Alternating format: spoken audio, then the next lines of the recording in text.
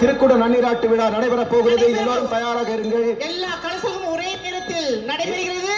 ஏக காலத்தில் இதோ திருக்குட நன்னீராட்டு விழா எல்லோ கலசங்களில் புனித நீர் இப்பொழுது கலசங்களில் ஊற்றப்படுகிறது. ஓம் நம சிவாய, ஓம் நம சிவாய, ஓம் நம சிவாய. திருக்குட நன்னீராட்டு விழா எல்லோ கலசங்களில் புனித நீர் சிவாய, ஓம் நம சிவாய, ஓம் நம சிவாய. எல்லா விமானங்களுக்கும் திருக்குட நன்னீராட்டு விழா நடைபெறுகிறது.